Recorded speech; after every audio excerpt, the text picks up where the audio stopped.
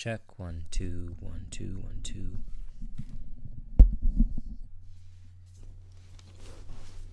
Okay. Let me see what this might end up actually being about. Mic check. So here's my test run. It's not to be taken lightly. It's not to be taken lightly. What we've all witnessed in our country recently are peaceful transfer of power, however constructed, can and will serve as a leading example towards the prospering of our great nation and all the governing bodies surrounding. Let us not forget who we've been delivered from and to what end.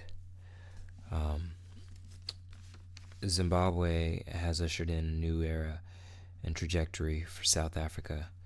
The people must now lay our demands for freedom and our plans for a respectful democratic election and governing. Slogans will not change the disposition. The fork in the road is fast approaching, and if we, the people, will decide, will we choose a new tyranny or charter the course of prosperity? The question is ours in this hour. For me, the choice is clear. As a child, my family sought refuge in foreign places. I'm grateful for the life that I live and the prosperity that I lead. I'm not afflicted by guilt in my fortune, rather determination that the fruits of freedom in a truly democratic society are ripe for the picking.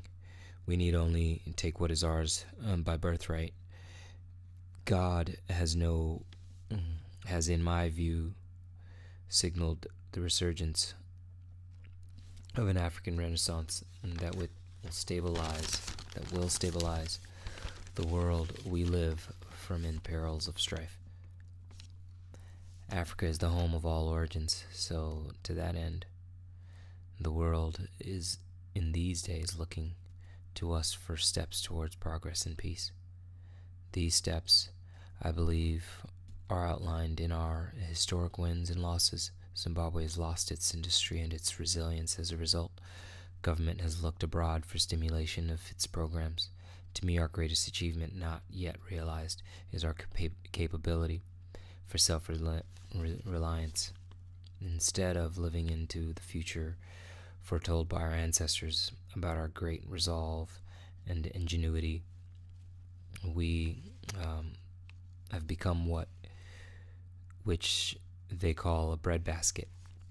Unguarded, the world has surely fed itself well of our resources and given not much as a thank you.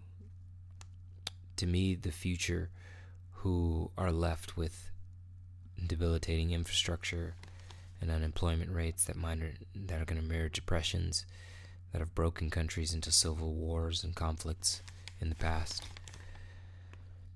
Yet we Zimbabwe in our resolve have weathered the storm. It is the hour of calm. We are in the eye of and I believe that the second winds are dying, much like a hurricane barrels into land, weakening at the break.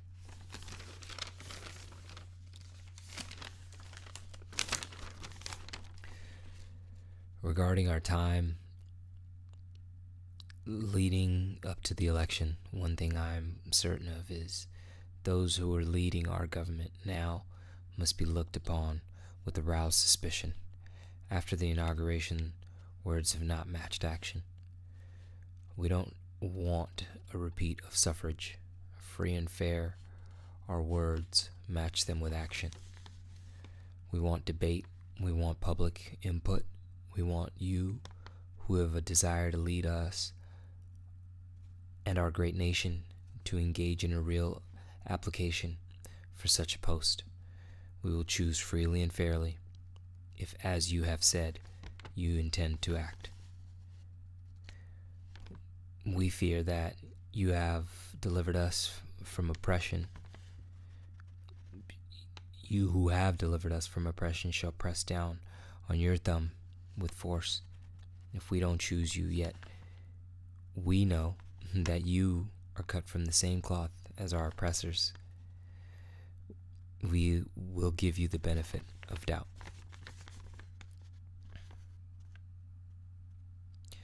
If it was my vote to choose alone, let it be known, I wouldn't choose you, Mr. President, nor would I respect your tradition of politics. The blood on your hands cannot be sloganed away, cannot be lied away, and we who lived the truth will share it with our children and remind them to never forget what you who claim to be restoring is nothing but oppression, warfare, corruption, intolerance, and inadequacy to lead us towards a brighter horizon. No, thank you. We Zimbabweans are now of many differing thought and opinion, no doubt. We will need all hands on deck to deliver us from our calamity.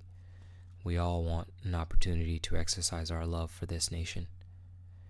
We all want a better future. We want jobs. We want homes to raise our families. We want fair wages. We want good health care. All of this you've had time to make a focal point in your tenure. All of most you have failed. So let us do what is in our God-given right to steer this great nation. Let's have our say and do what some think us unable, and that is to obtain freedom in our hearts and minds, so that our children will remember us. Martin Luther King said, "Freedom is never voluntarily given by the oppressor. It must be demanded by the oppressed."